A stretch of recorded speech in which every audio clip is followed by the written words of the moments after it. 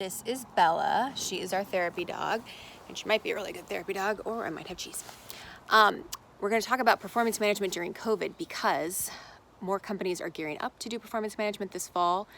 Many have said they're not doing it, but promotions are still happening, compensation decisions are still being made.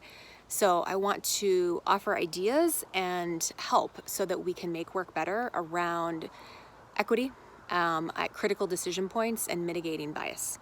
So one example is a company where they said at promotion time, we know that as we're doing calibrations, unconscious bias seeps in because they did their data analytics. They looked at befores and after, and if you cut the data and see how promotions are happening by gender, by race, by any of the underrepresented group status, you'll see whether you have something that you need to fix structurally, because that's where bias seeps in, is into structures, right? Individually, we all have a bias, but we can't just fix individuals. It's really about fixing the processes of decision making that allow us to improve equity at work. So we created a video with this company, and it was a reminder of here's the neuroscience, here's the social science of how fast thinking works, and social science around in-group and out-group.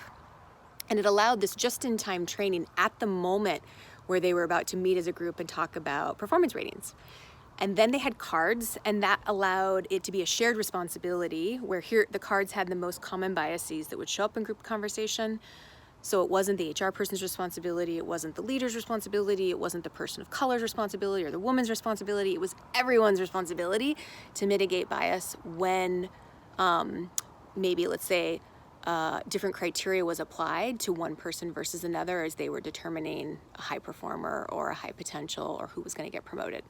So consider how small interruptions in the thinking, in group conversations, in individual performance evaluations, how do we look at these? How do we evaluate them? How do we see our blind spots? How do we look at the data analytics? And how do we interrupt the fast thinking so that we can make work better?